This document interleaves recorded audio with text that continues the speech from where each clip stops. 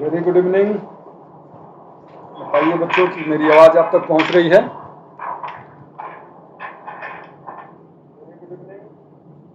मेरी आवाज आप लोगों तक पहुंच रही है सही से? अनुराग वर्मा, शिव चौबे, अजय कुमार, मेरी पिक्चर क्वालिटी और वॉइस सब क्लियर पहुंच रही है आप लोगों तक? चलिए बहुत बढ़िया। मोनिका, चलिए ठीक है। तो बिना देर किए शुरुआत करते हैं। आप ये देख रहे हैं, एक चीज जो है आपके लिए जरूरी वो मैं बता दूं आपको पहले।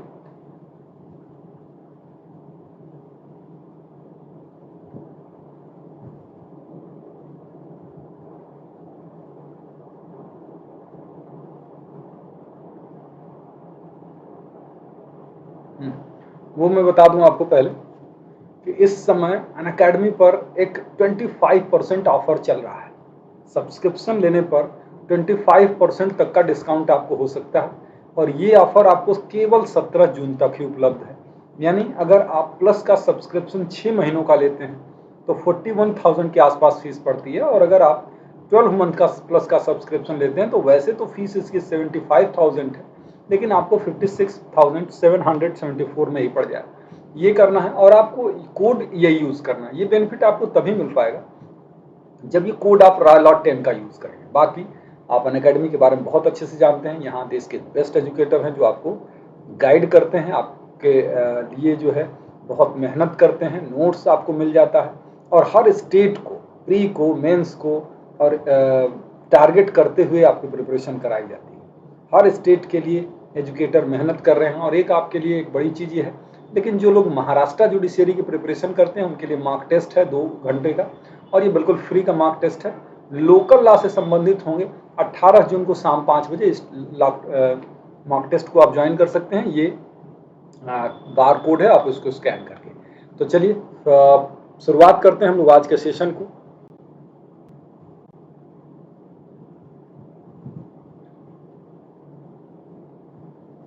है ना, इंडियन एविडेंस एक्ट से क्वेश्चन है। पूनम यादव गुड इवनिंग, कोमल तिवारी गुड इवनिंग, मोनिका, अनुराग वर्मा गुड इवनिंग। चलिए तो शुरुआत करते हैं। आराम आराम से आप क्वेश्चन पढ़िए, कोई जल्दी नहीं है। जब आपको समझ में आ जाए तभी आप आंसर दीजिएगा कमेंट बॉक्स में।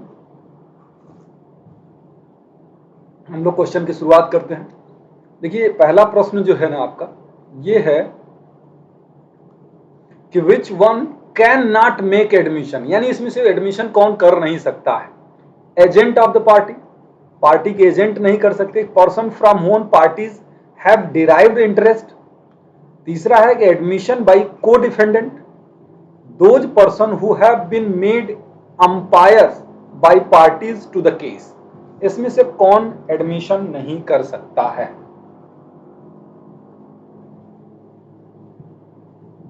बताइए।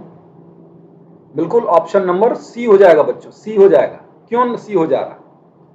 सी इसलिए हो जा रहा है क्योंकि agent of the party section 18 में कर सकते हैं, जिनसे इंटरेस्ट डिराइव हुआ है वो भी 18 के अंतर्गत कर सकते हैं, और ये भी 19 के अंतर्गत कर सकते हैं। ये एडमिशन और रेफरी द्वारा 20 में कर सकते हैं। ये जो है ना को डिफेंडेंट नहीं कर सकता, ऐसा कोई प्रावधान नहीं। ठीक, चलिए अगला प्रश्न ले लीजिए।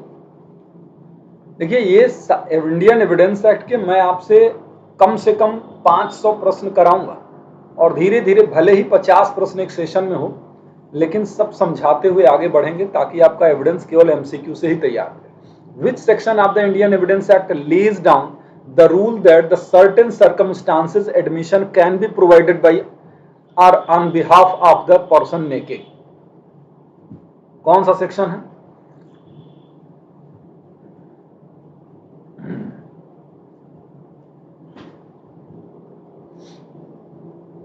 The section that lays down the rule that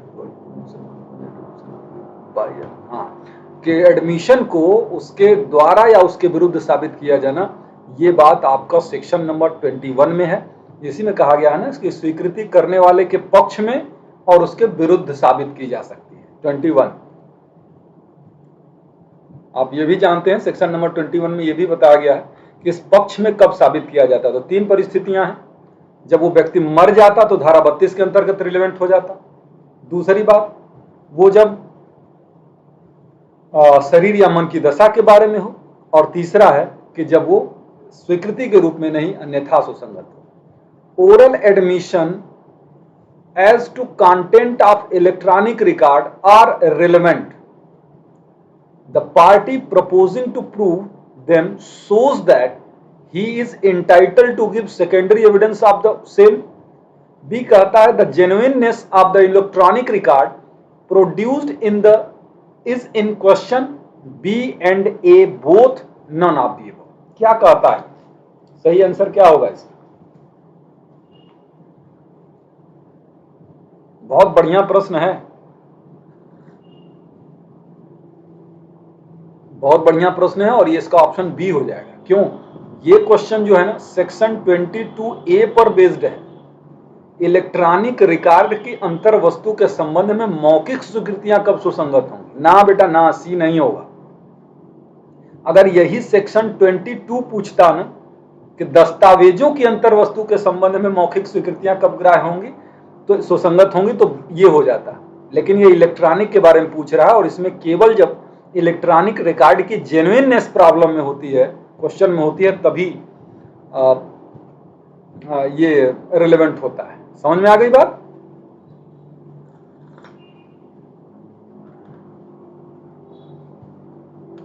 अच्छे से एविडेंस पढ़ेंगे। इसमें इतने बढ़िया बढ़िया प्रश्न हैं ना कि अगर आपने इस 500 क्वेश्चन को सॉल्व कर लिया तो समझिए कि एविडेंस सुधर जाएगा। When can a person prove his own statement constituting admission or it may be proved on his behalf? When it is relevant as dying declaration, when it is relevant as admission, when it is relevant as confession, when it is relevant or when it is only an oral admission as to content of electronic record. Own statement constituting admission or it may be proved on his behalf. क्या सही है?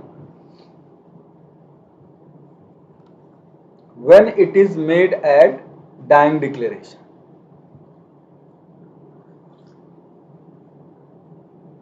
Section 21 के बारे में अभी हम लोग बात कर रहे थे ना, सेक्शन 21 के बारे में बात कर रहे थे ना कि वो कथन जो करने वाले व्यक्ति द्वारा अगर मर जाता तो धारा 32 के अंतर्गत सुसंगत हो जाता। सही है कोमल? ये है आपका अगला प्रश्न कि communication made without prejudice are protected under 21 evidence, 24, 23, 22। इसका सही ऑप्शन 23। इसी में बात कही गई है कि सिविल मामलों में स्वीकृतियां कब सुसंगत होंगी, सिविल मामलों में एडमिशन कब रिलेवेंट होगा, यह बात बताई गई है 23 में। और 2 परिस्थितियों में कहता है सुसंगत नहीं होगा, बाकी हमेशा। कब? जब वो इस शर्त के साथ दी गई हो कि इसका साक्ष्य के रूप में उपयोग नहीं किया जाएगा। और दूसरा यह है कि जब न्यायालय ये मानता है कि ऐसी परिस्थितियों में की गई है जिसमें इस विश्वास पर किया गया था इसका कि एविडेंस के रूप में यूज नहीं किया जाएगा। आशा आर्या, वेरी गुड। कोमल,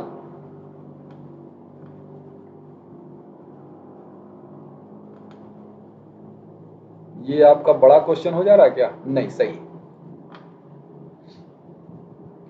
कि proposition under Indian evidence act are, मतलब इसमें से स्टेटमेंट आपको देखना है कि कौन कौन से स्टेटमेंट करेक्ट है।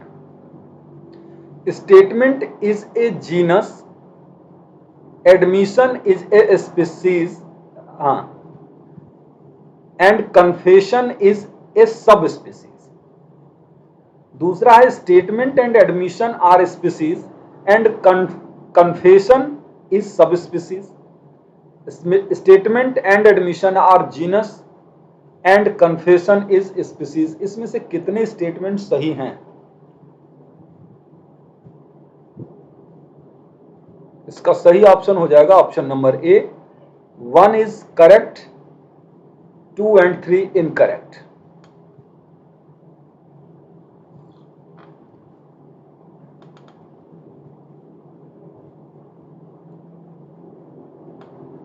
अजय, क्वेश्चन समझ में आ जा रहा है थोड़ा बहुत? Shiv,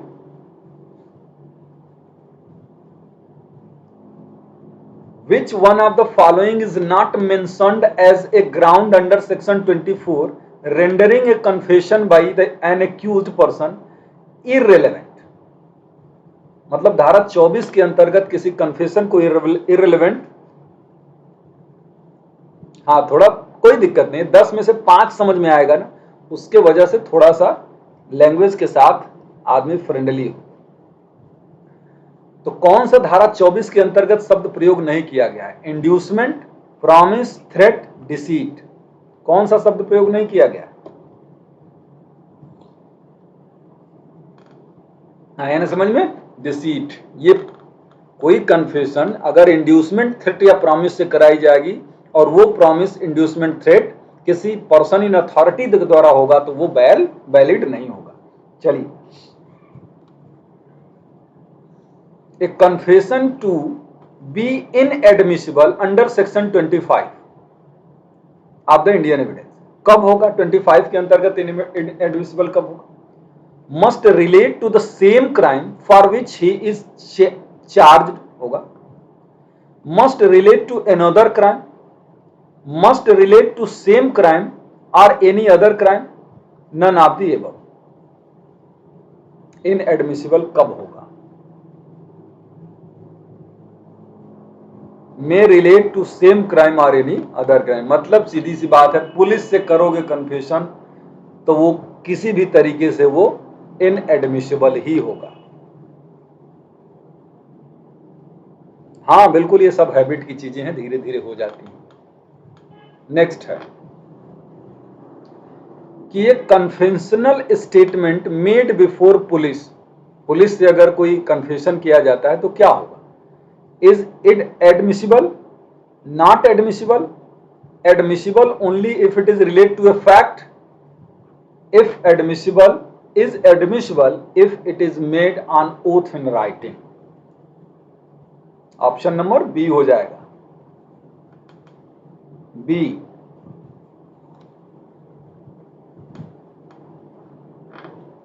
very good. पुलिस से किया गया कन्फेशन स्वीकार योग्य नहीं होगा। Old melodies,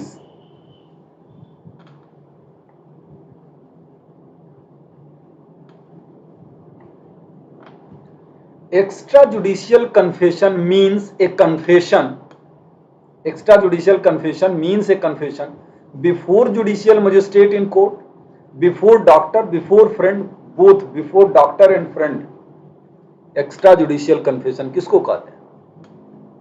option number D हो जाएगा। किसी से भी होगा, न्यायालय से बाहर होगा तो सबसे होगा, चाहे फ्रेंड से करें, चाहे वो डॉक्टर से करें, चाहे किसी से भी करेंगे।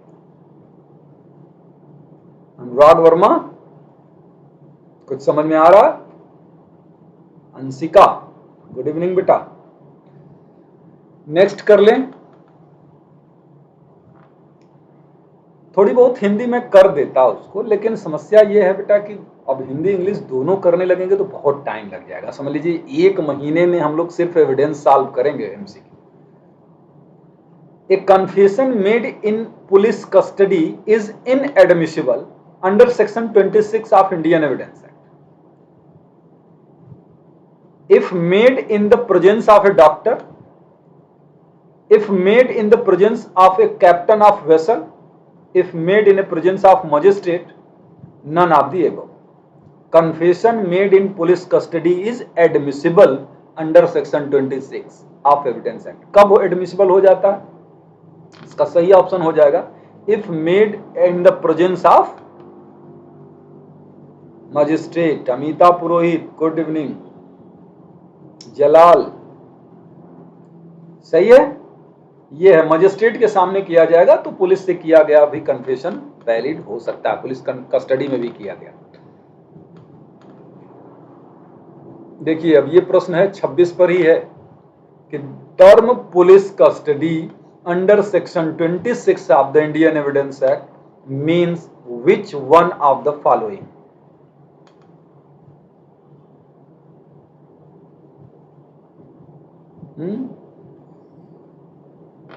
गुड इवनिंग आशा। पुलिस कस्टडी का मतलब क्या?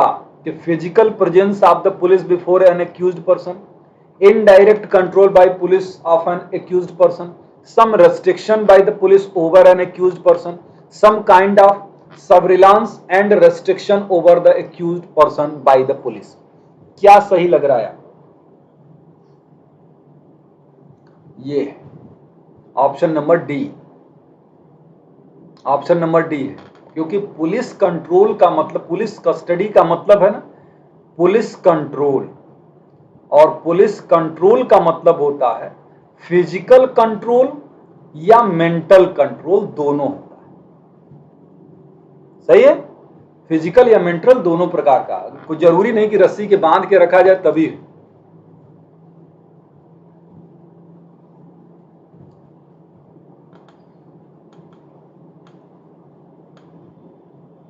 ये है आपका अगला प्रश्न।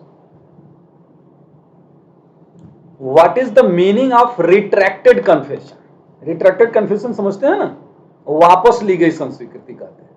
What is the meaning of retracted confession? Confession which is subsequently confirm, confession which is subsequently asserted, confession which is subsequently resiled, none of the above.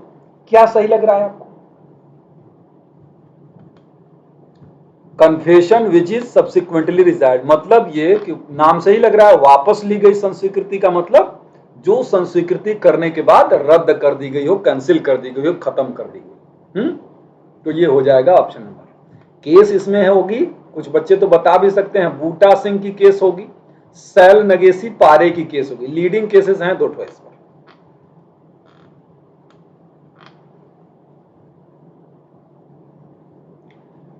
For recording a confession, the magistrate should get the person arrested, summon that the complainant, inform such person about the accusation against him, inform such person that he is not bound to make a confession.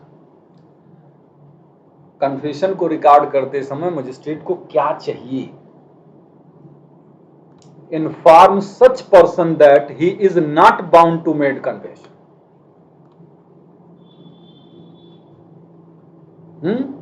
मतलब वो confession करने के लिए bound नहीं है, अगर वो confession करेगा तो वो उसके विरुद्ध लागू होगा। ये बात यहां नहीं एविडेंस एक्ट में बताई गई है, ये बताई गई है 164 ऑफ सीआरपीसी। सीआरपीसी के 164 में बताई गई है क्लास नंबर 2 में कि मजिस्ट्रेट उसको बताएगा कि तुम कन्फेशन करने के लिए बाउंड नहीं हो, अगर करोगे तो वो तुम्हारे अगेंस्ट एविडेंस के रूप में यूज होगा।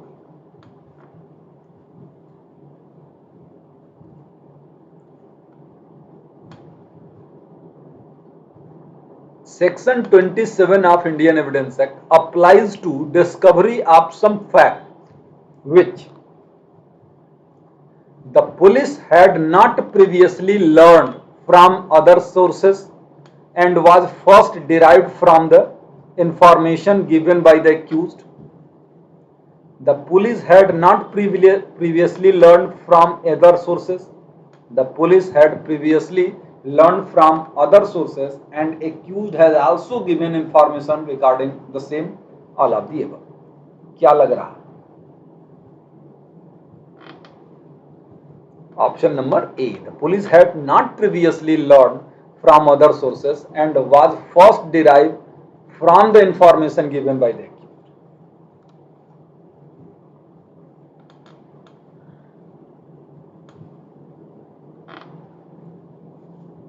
देख रहे हैं, देखिए मैं इसमें कैसे कैसे क्वेश्चन कराने वाला हूं। अभी जो क्वेश्चन आप देख रहे हैं वो एक्सप्लेनेशन बेस्ड क्वेश्चन है। इलस्ट्रेशन बेस्ड क्वेश्चन मैं कभी कराऊंगा, सेक्शन बेस्ड क्वेश्चन मैं कभी कराऊंगा, जुडिशियल डिसीजन बेस्ड क्वेश्चन मैं कराऊंगा। इस वजह से मैं कह रहा हूं कि 600 क्वेश्चन के आसपास में कराऊंगा। और देखिए ये सारे क्वेश्चन सेक्शन वाइज हैं जरूर, लेकिन थोड़े से ट्विस्टेड है, बहुत इजी नहीं है। और इजी भी रहेंगे तो बीच बीच में एक आठ ट्विस्टेड आ जाएंगे। ये हो गया नहीं। Under section 27 of the Indian evidence act, fact discovered means the object produced only, the place from where the object is produced only, the knowledge of the accused as to the object and place, and none of these.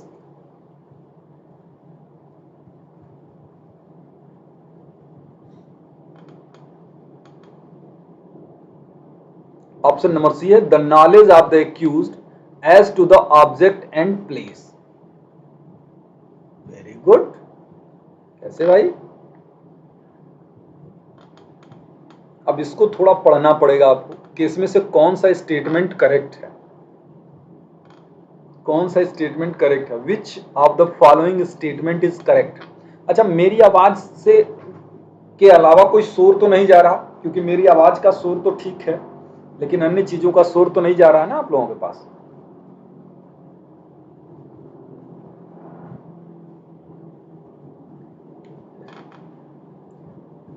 confession by inducement, threat or promise flowing from person in authority giving reasonable apprehension to the accused that he would thereby avoid punishment is irrelevant।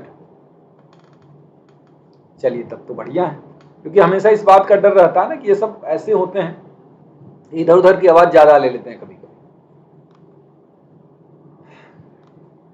Confession by accused while in custody of police, even if made in the immediate presence of the magistrate, shall not be proved. The confession of the accused made while in custody of police may be proved as a consequence discovered. None of the above. इसमें से क्या सही है? ये सही है option number C. The confession of the accused is made while in custody of police may be proved if as a consequence discovered। मतलब police custody में भी अगर कोई बात कहता है वो भी रिलेवेंट हो सकती है अगर उसे किसी नए तथ्य का पता चलता है तो। सुधाकर,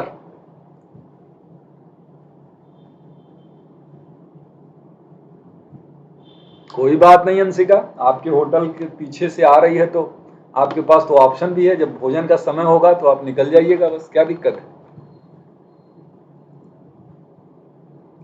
जहां ऐसी कोई धुन आने लगे, जैसे लगे कि जयमाल का कार्यक्रम शुरू हो गया, इसका मतलब कि भोजन शुरू, पहुंच जाइए, इसका लाभ ले लीजिए। Under which condition a court may take into consideration the confession of one accused against himself and another person. Under which condition a court may take into consideration the confession of one accused against himself and another person। मतलब सह अभियुक्त की संस्वीकृति कब सुसंगत होती है, इसके संबंध में प्रश्न है।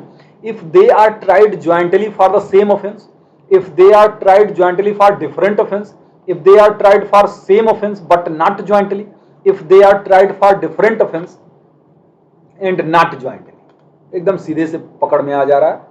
If they are tried jointly for the same offense, section 30 को एक्यूज्ड का कन्फेशन है, को एक्यूज्ड का कन्फेशन है। और इस पर जो सबसे फेमस केस है वो है कश्मीरा सिंह की, Kashmira Singh versus state of MP.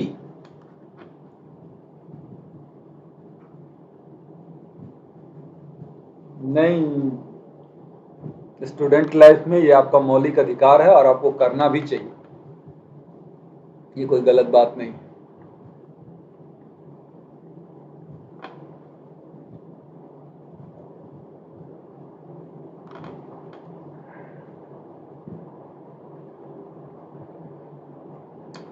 What is the evidential value of the confession of a co-accused implicating him as well as his other non-confessing co-accused?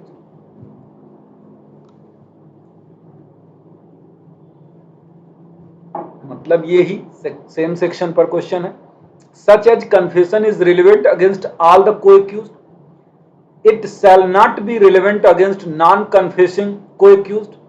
Such a confession amount to proof of guilt of the all co-accused, if the confessing co-accused is acquitted of the main offense, his confession shall cease to be admissible. क्या कह रहा है ये? मतलब अगर कोई व्यक्ति यानी को-एक्यूज्ड अगर कन्फेशन करता है तो सभी को-एक्यूज्ड के अगेंस्ट रिलेवेंट हो सकता है। अब मत करना एडवोकेट साहब।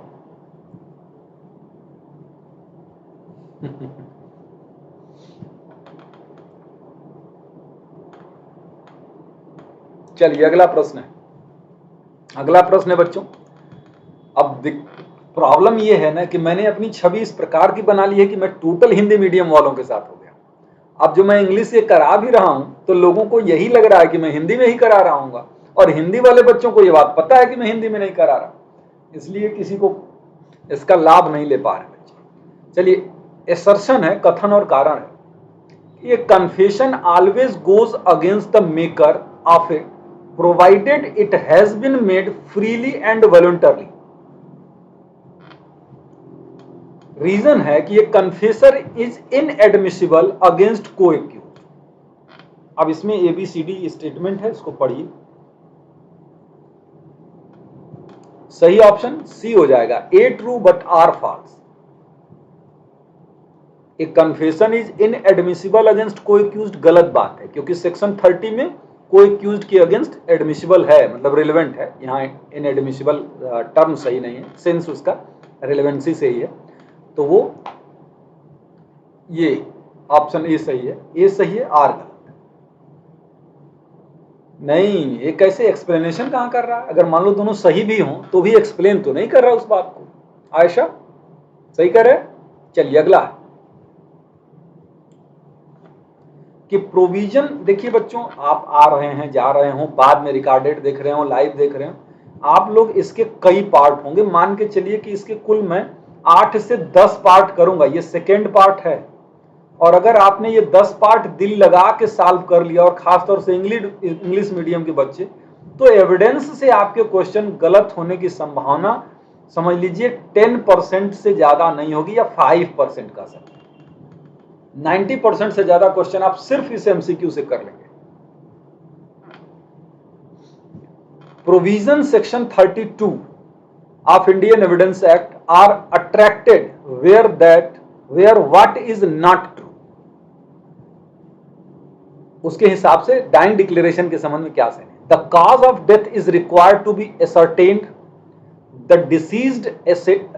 Deceased statement is related to the cause of death, to circumstances connected with the death, verbal statement is not admissible. इसमें से सही कौन सा नहीं है? ये हो जाएगा verbal statement is not admissible. ये गलत बात है। वर्बल भी हो सकता है, रिटन भी हो सकता है। यहां तक कि क्वीन इम्प्रेस वर्सेस अब्दुल्ला के केस में, क्वीन इम्प्रेस वर्सेस अब्दुल्ला के केस में कोर्ट ने तो यहां तक कर दिया कि इशारे से भी डाइंग डिक्लेरेशन हो सकता है ना। इसका कोई फॉर्म नहीं है, किसी भी तरीके से किया जा सकता।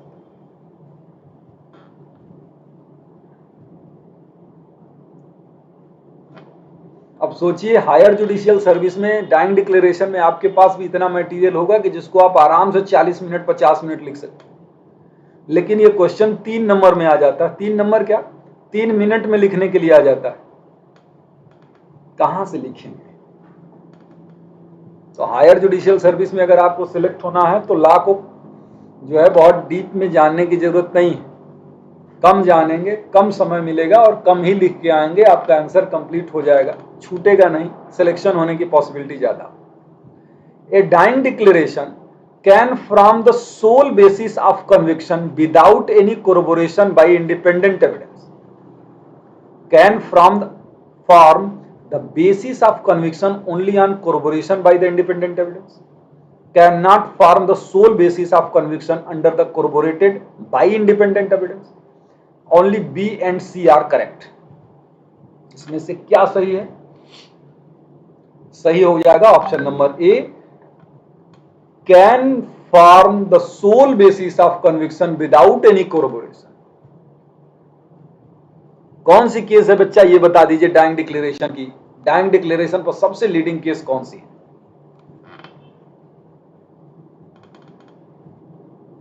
बताइए बताइए, मैं छोड़ दे रहा हूं आपके लिए। डाइंग डिक्लेरेशन पर सबसे एविडेंशियल वैल्यू जो बताती है, वो उसकी सबसे इंपॉर्टेंट केस कौन सी है? To be admissible a dying declaration must be made before a magistrate, must be made before a police officer, must be made before a doctor, must be made to any person, doctor, magistrate, friend, near relative, किसी से भी हो सकता है। Option number D सही हो जाएगा। ना बेटा ना, डाइंग डिक्लेरेशन के संबंध में एविडेंशियल वैल्यू नहीं है मोनिका,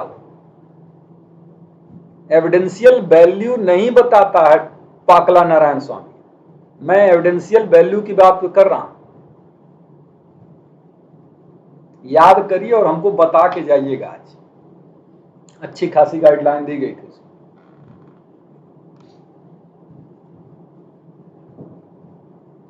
ठीक है, ये हो गया ना, किसी से भी किया जा सकता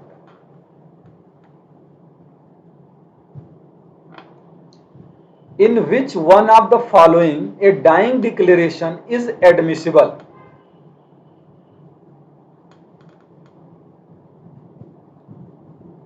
Following dying declaration is admissible in criminal proceeding only, in civil proceeding only, both civil and criminal proceeding, in civil proceeding only with the permission of court. Sangeeta ji good evening, प्रणाम, हेलो, हाय। देखिए आपकी इच्छा से English में चल रहा है बच्ची और आप गायब हैं। ये दोनों है, क्योंकि आप जब सेक्शन 32 का क्लास नंबर 1 पढ़ते हैं तो उसमें यह बात लिखा है कि चाहे उसकी प्रकृति कैसी ही क्यों ना हो, मतलब वो चाहे सिविल हो चाहे क्रिमिनल हो, डाइंग डिक्लेरेशन दोनों मामलों में था।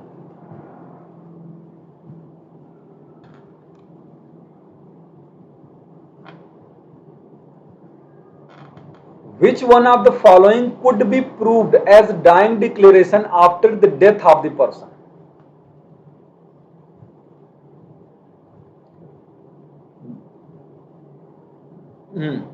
FIR lodged by the person, statement of person deceased recorded under section 161 of CRPC, statement of the person deceased recorded by executive magistrate, all of the above.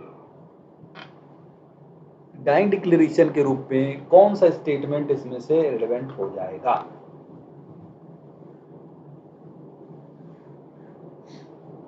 सभी मामलों में,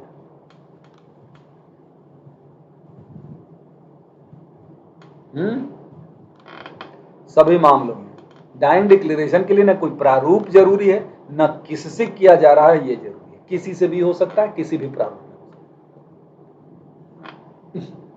The form of dying declaration is immaterial, material, must be in writing, must be orally spoken only. The form of dying declaration is immaterial.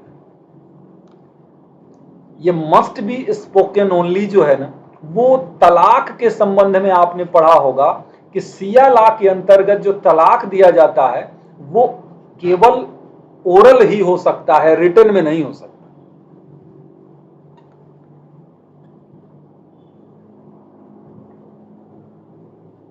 ये अगला question, in which of the following cases a statement need not be in writing? क्योंकि हमारे कुछ बच्चे हैं जो इसको बड़ा सीरियसली कर रहे हैं, जबकि बहुत मेहनत कर रहे होंगे वो, बाकी लोगों तक तो ये बात पहुंच नहीं पा रही है, और सारे होते तो थोड़ी थकावट कम होती। In which of the following cases a statement need not be in writing? कौन सी स्थिति में राइटिंग होना जरूरी नहीं है? 145 एविडेंस एक्ट के अंतर्गत dying declaration, a statement used to refresh a memory of a witness, a statement which can be used under section 162 of CrPC. क्या कहता है? ये कहता है ना कि डाइंग डिक्लेरेशन को रिटर्न में होना जरूरी नहीं है, बाकी 154 हो और 45 हो या मेमोरी रिफ्रेश करने के लिए जो डॉक्यूमेंट पेश किए जाते हैं वो हो, चाहे 162 के अंतर्गत हो, वो सब जो हैं वो रिटर्न में ही होते हैं।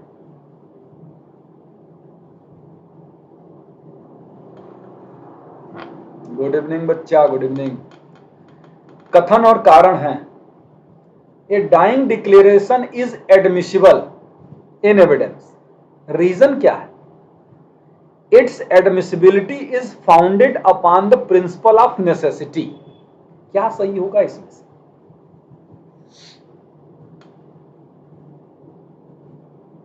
क्या सही होगा? ऑप्शन नंबर ए सही हो जाएगा। बिल्कुल, डाइंग डिक्लेरेशन एविडेंस में एडमिसिबल है। वैसे ही क्यों है? क्योंकि नेसेसिटी का सिद्धांत, आवश्यकता के सिद्धांत के आधार पर वो आदमी मर गया, फिर से उससे हम पूछ नहीं सकते, तो उसमें क्या करेंगे? वही किया जाएगा।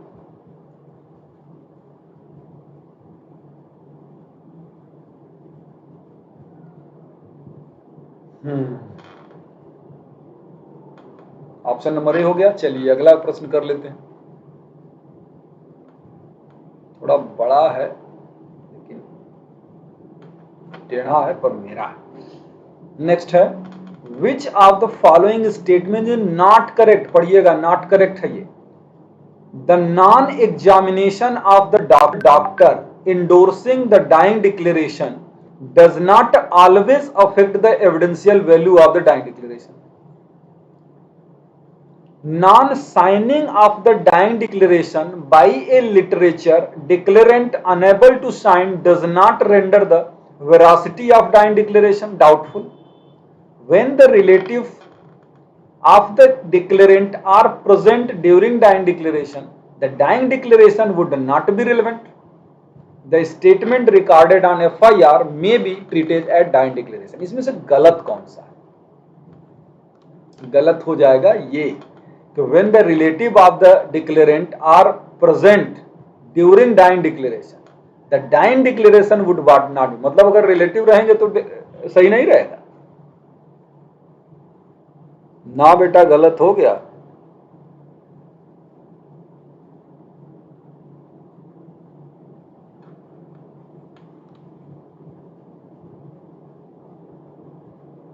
ये है आपका अगला प्रश्न। क्या कहता है कि the statement to become relevant under section 32 class 1 of the Indian evidence act as dying declaration should have been made under which of the following circumstances? कौन सी परिस्थिति में? It should have been made in relation to a succession to his property after his death. It should have been made under the imminent exception of the death, expectation of the death. It should be in relation to the cause of his death. It should have been made in the will executed by him. Under 32 Indian Evidence Act, a dying declaration should have been made under which of the following circumstances? क्या कह रहा है?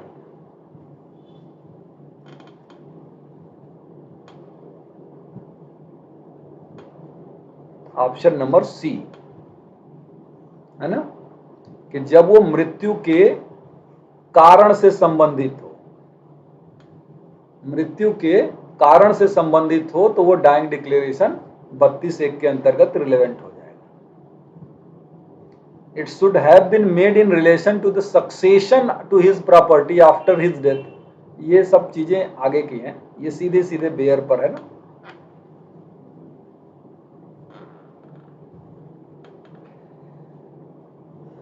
आगे अगला प्रश्न आपका ये,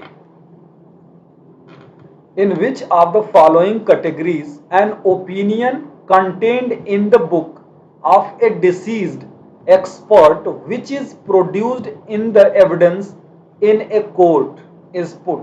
Oral evidence, documentary evidence, evidence under section 32, evidence as hearsay evidence. Option number D हो जाएगा, एविडेंस एज hearsay evidence.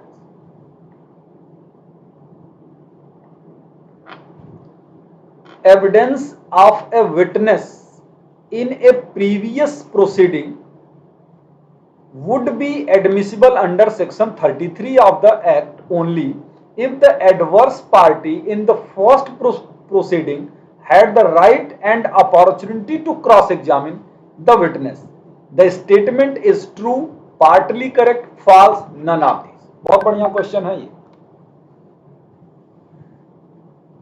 ये बात सही है कि भाई 33 के अंतर्गत किया गया कथन तभी रिलेवेंट होगा जब एडवर्स पार्टी को उसका क्रॉस एग्जामिनेशन करने का अवसर मिला हो। सेक्शन 33 में आप देख सकते हैं, तभी धारा 33 के अंतर्गत किसी विधिक कार्रवाई के अंतर्गत किया गया कथन रिलेवेंट होगा ना, जब क्रॉस एग्जामिनेशन करने का विपक्षी पक्षकार को अवसर हो। The decision of a probate court, judgment in rem, personam, conclusive proof, foreign judgement.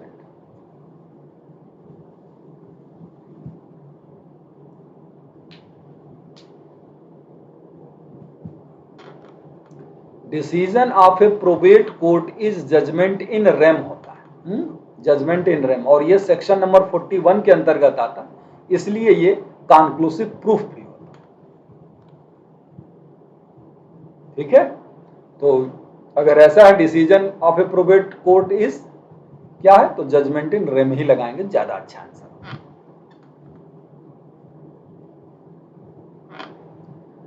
Which of the following is a judgment in personam? The final judgment in a suit for divorce, final judgment in a suit for restitution of conjugal right, final judgment in a suit for insolvency, final judgment in a suit for admiralty matter. Judgment in personam कौन सा है? ये हो जाएगा option number B, the final judgment in a suit for restitution of conjugal right. Very good बच्चों, सब बता दिया।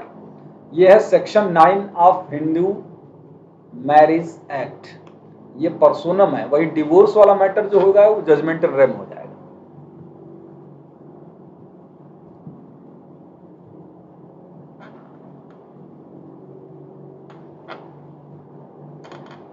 The presumption under section 41 of the Indian Evidence Act is presumption of fact, irrefutable presumption of law, irrefutable presumption of law, presumption of law and fact। सही option irrefutable presumption of law, मतलब conclusive proof।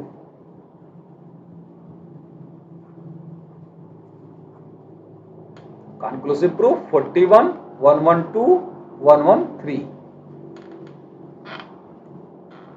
देखिए तो समझ में आ रहा है ना हिंदी वाले बच्चे, सब इधर क्वेश्चन समझ में आ रहा। विच फाइनल जजमेंट ऑर्डर और decree of a competent court among the following is a judgment in rem? In money suit, in suit for permanent injunction, exercise of matrimonial और insolvency jurisdiction, none of the above. Judgment in rem कौन सा होगा? आसान सवाल है।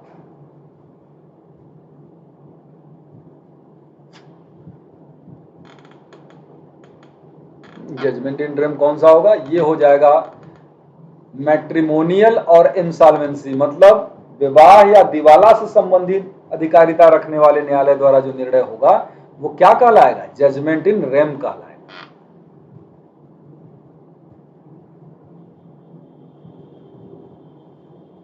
Very good, आगे बढ़े। देखिए Evidence Act, judgment of a civil court is binding on the criminal court under all circumstances.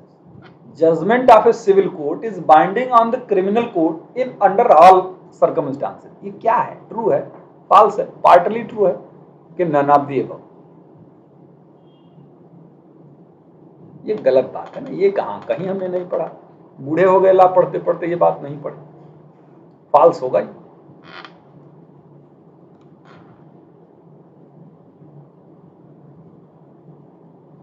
अगला प्रश्न कि the opinion of expert is not relevant. Expert opinion कौन सी दशा में नॉट रिलेवेंट नहीं होगी? On A point of Indian law, on A point of foreign law, on a matter of science, on handwriting and finger impression. कौन से मामलों में expert की ओपिनियन रिलेवेंट नहीं होगी? बहुत आसान सवाल हो गया ये। On point of Indian law, Indian law पर किसी एक्सपर्ट की ओपिनियन लेने की जरूरत नहीं है, सब एक्सपर्ट हैं इंडियन लॉ के संबंध।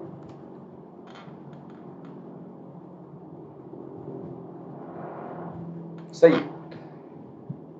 विच one of the following is not A correct statement about expert opinion? Expert opinion के संबंध में कौन सा स्टेटमेंट करेक्ट नहीं है? The opinion of an expert is seldom conclusive. Fact which are irrelevant become relevant when they support the opinion of expert. Expert opinion is binding on the judges always.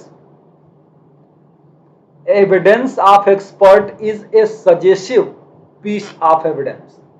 कौन सा इसमें से not correct है भाई, बताइए। ये कहता है ना, expert of opinion is binding on the जज ऑलवेज। हालांकि गलत तो ये भी है।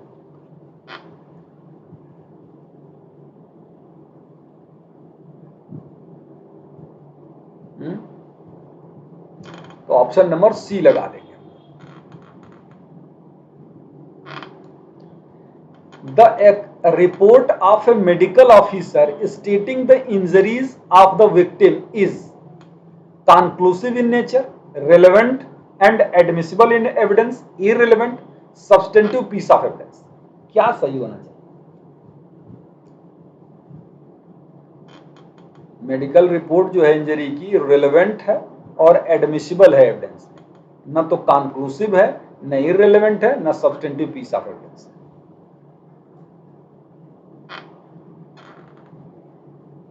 अगला, the opinion of an expert under section 45 of Indian evidence act क्या है? कंक्लूसिव है, नॉट कंक्लूसिव है, supportive and corroborative nature, not admissible. क्या स्थिति है 45 के अंतर्गत? एक्सपर्ट की ओपिनियन कैसी होती है?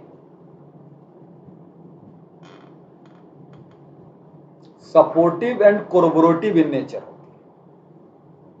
है। एक्सपर्ट की ओपिनियन कंक्लूसिव प्रूफ नहीं होती, क्योंकि कहा जाता है कि जो विशेषज्ञ साक्षी है या विशेषज्ञ का जो साक्ष्य है वो सबसे ज्यादा संदेहपूर्ण है, क्योंकि जो एक्सपर्ट है वो एक्सपर्ट किसी के पक्ष में भी बोल सकता है। जो पैसे देगा उसके फेवर में हो सकता है, या जिसने उसे बुलाया उसके फेवर में हो सकता है। उसमें गलती होने की संभावना है वो अलग। ये देखिए, disputed handwriting can be proved.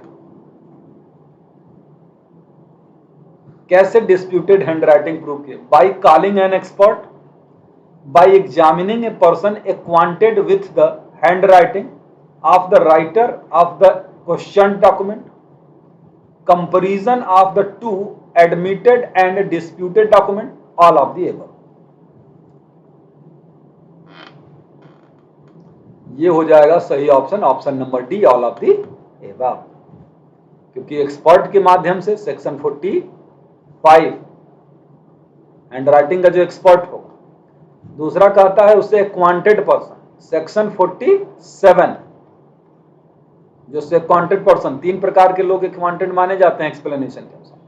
Comparison of to admitted and disputed, तुलना करके, सेक्शन 73।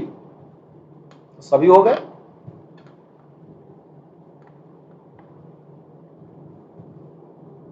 ये है अगला प्रश्न। Mark the incorrect statement. A court may take the assistance of expert for forming opinion on point of. Incorrect है। Foreign law, art, both A and B, neither A nor B. क्या सही होगा इसमें? Incorrect statement option number D हो जाएगा, क्योंकि वो foreign law के भी संबंध में भी होता है, आर्ट के संबंध में भी होता है, तो बिल्कुल उसमें कोई गलती नहीं है।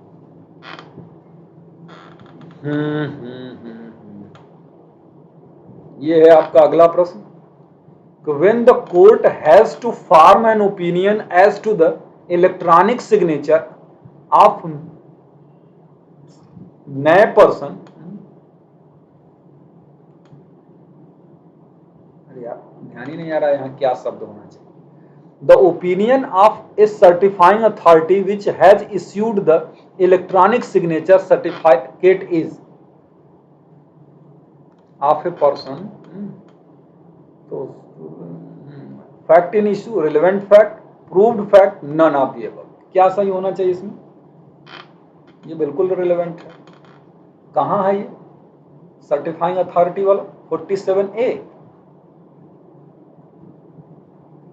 सही है ना। और यहां 73A में भी इसी प्रकार की चीज है।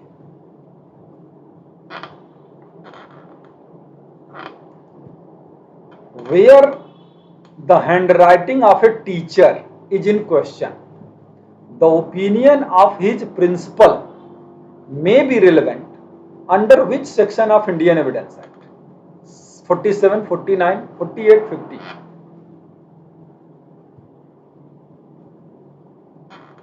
इसमें हो जाएगा 47। यही एक क्वांटेड पर्सन की को एक्सपर्ट बनाती है, यानी उस हैंडराइटिंग से AR मिश्रा जी नमस्ते। अगर वो हैंडराइटिंग से परिचित है, यानी जिसने उसे लिखते देखा या जिसके सामने उसके लिखे हुए दस्तावेज आते रहते हैं, तो वो उससे परिचित होता है। 47। Which of the following section of Indian Penal Code 1860 is expressly excluded by the proviso under section 50 of Indian Evidence Act 1872? 354, 354A, 498A, 497। कौन सा स्पेशली एक्सक्लूडेड है जिसमें नातेदारी के संबंध में जो राय होगी वो पर्याप्त नहीं होगी?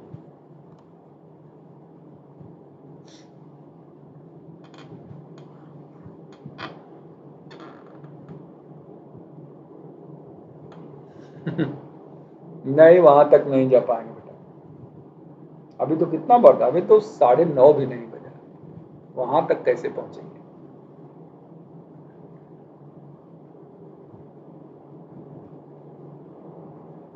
ये है आपका अगला प्रश्न। According to the Indian Evidence Act, which one among the following is irrelevant?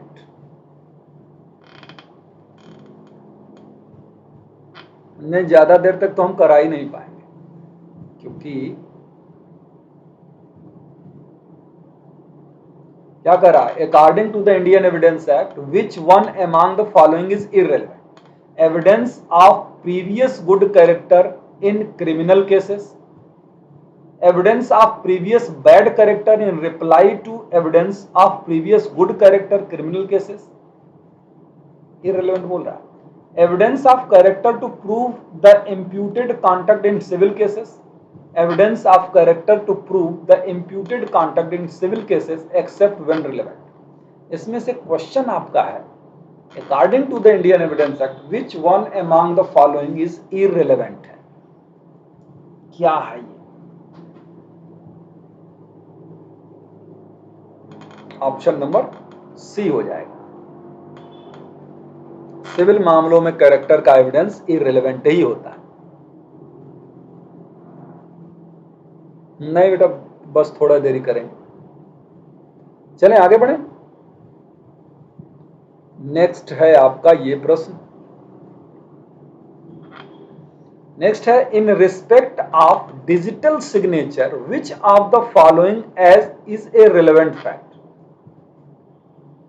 Digital signature के समय that himself recognizes his signature before the court, any other person recognizes his signature before the court, the court may direct that the certificate of certifying authority may be produced in the court, such digital signature is not admissible in any proceeding before the court। क्या सही लग रहा है रे digital signature के संबंध? आराम से पकड़ सकते हैं। द कोर्ट में direct that the certificate of certifying authority may be produced before the court।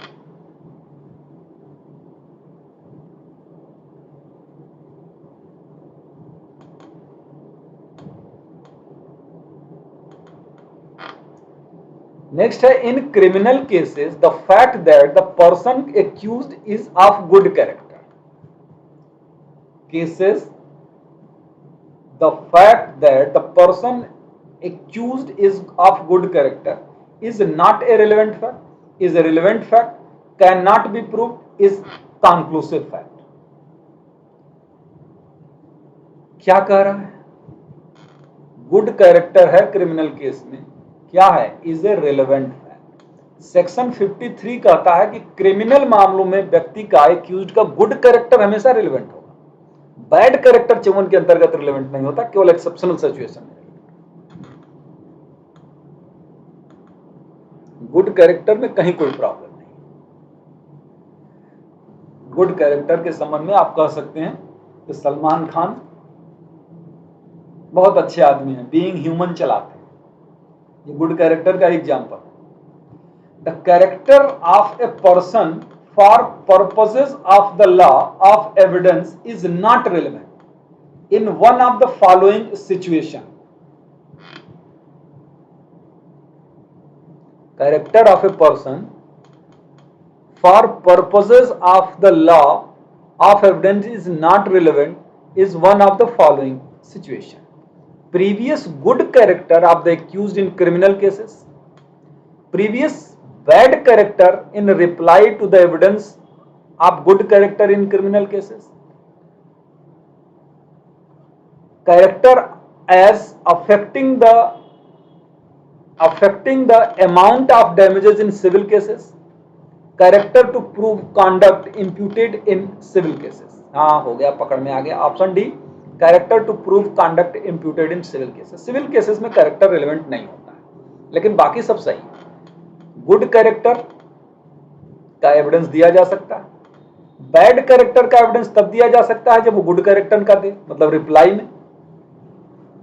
Damages के अमाउंट को प्रभावित करता है सिविल मामलों में, तो कैरेक्टर का एविडेंस रिलेवेंट हो जाएगा, यानी ये हो जाएगा 55, ये हो जाएगा सेक्शन 54 और ये हो जाएगा section 53।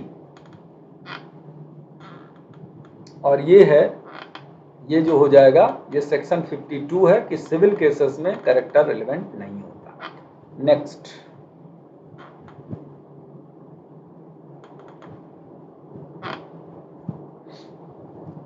in criminal proceeding under which of the following situation the fact that the accused person had bad character is relevant। Criminal मामलों में एक्यूज्ड का बैड कैरेक्टर रिलेवेंट है।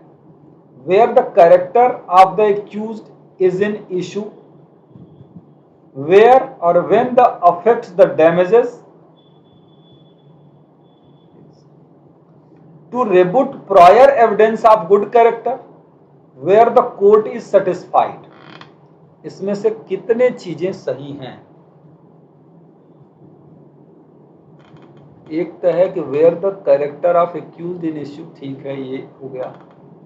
डैमेजेस सही नहीं, rebut the previous good character बिल्कुल सही है। एक और तीन सही है, ऑप्शन नंबर डी सही हो जाएगा। डी सही होगा बेटा, एक और तीन, अरे दोनों है, एक और तीन, एक और तीन सही है। हाँ, मतलब बी और डी चाहे जो भी कर लें।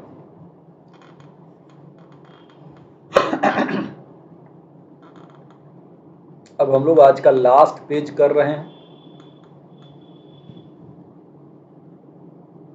लेकिन टाइमिंग हम लोगों को थोड़ी बढ़ानी पड़ेगी। मतलब अगर एक एक घंटा ही सिर्फ करेंगे ना रोज, तो बहुत दिन लग जाएगा। इतने पार्ट में हो जाएंगे, 10 से 15 पार्ट कम से कम लग जाएंगे, तो इसलिए थोड़ी सी टाइमिंग हम लोगों को कल से बढ़ानी पड़ेगी। Which of the following statement is not correct? Not correct है। In rape, evidence of previous good character of the accused is relevant. In rape, trial evidence of character of the victim is not relevant. Character of the victim is not relevant. In rape, trial evidence of previous sexual experience of the victim is relevant. None of these। क्या सही लग रहा है? ये हो जाएगा not correct का मतलब सी नॉट करेक्ट हो जाएगा, क्योंकि रेप के मामलों में evidence of previous sexual experience of the victim is relevant. ये गलत बात है, ये इररिलेवेंट है। कौन सी धारा के अंतर्गत? सेक्शन 53A के अंतर्गत ये नहीं दिया जा सकता, और न ही सेक्शन 146 के अंतर्गत को प्रोविजो जो है उसके अंतर्गत किसी महिला से क्रॉस एग्जामिनेशन में ऐसे कोई सवाल ही पूछे जा सकते हैं। जो उसके चरित्र से संबंधित। नेक्स्ट,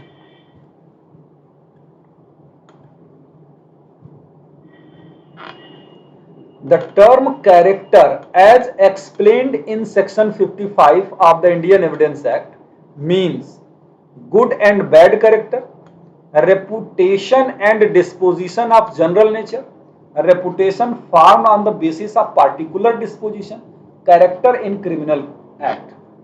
कैरेक्टर में क्या चीज शामिल है?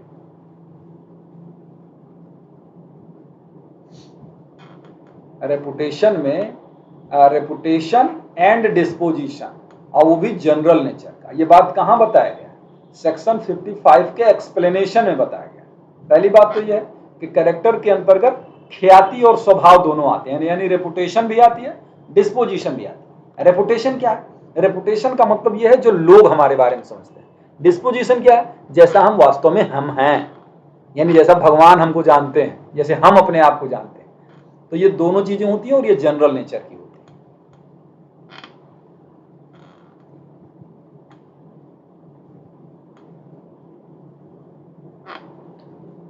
लिखा है mark the incorrect statement, evidence is always allowed of fact which are necessary to introduce the main fact or some relevant fact. Evidence can be given of fact which support or rebut an inference suggested by a fact in issue or relevant fact. Fact which contradict the inference of guilt will also be relevant. Circumstances of the situation are not relevant to prove an identity. क्या इसमें से है incorrect statement को खोजना है?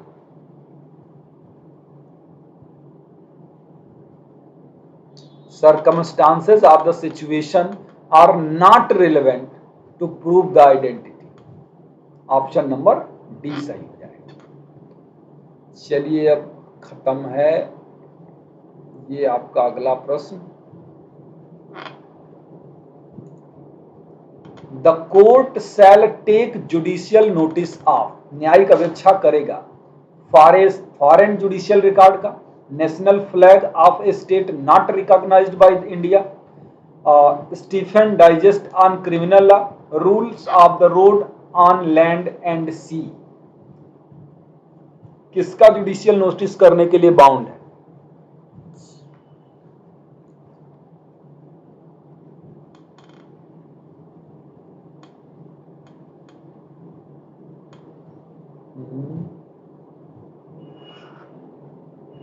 ये होगा option number D. D होगा ना?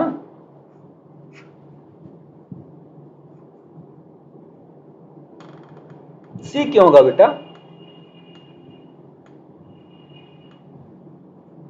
भाई स्टीफन की डाइजेस्ट ऑफ क्रिमिनल लॉ एक बुक है, तो किसी बुक की थोड़ी ना वो करने के लिए वो क्या कहते हैं जुडिशियल नोटिस करने के लिए बाउंड है।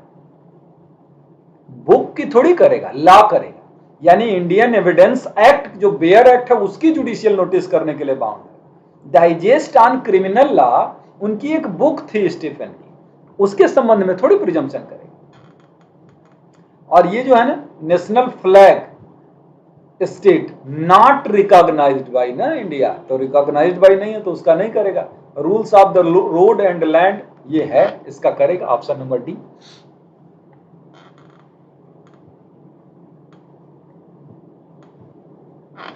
नेक्स्ट है a judicial admission operates as an admission, confession, plea of ignorance, a waiver of proof. Judicial decision को हम क्या मानते हैं? ए वेवर ऑफ प्रूफ के रूप में मानते हैं। क्यों? क्योंकि कहता है ना कि जो स्वीकृति है वो सबूत का अभित्यजन करती है। सबूत क्या?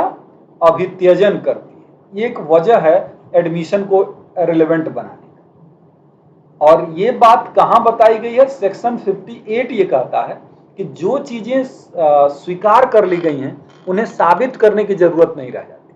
तो इसीलिए option number D. Last question आज का है, the court can judicial notice के बारे में कहां से कहां तक प्रावधान है? सेक्शन 56 है और सेक्शन 57 में।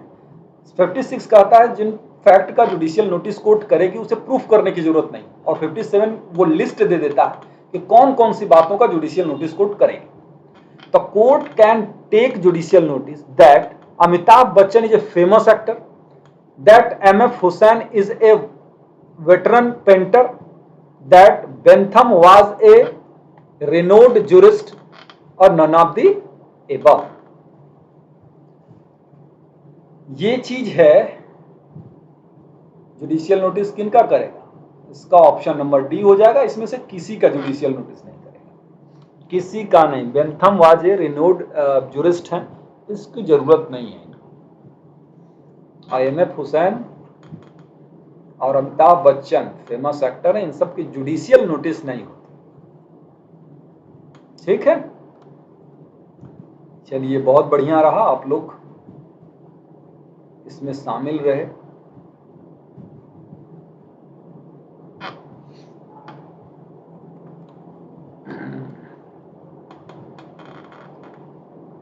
ठीक है,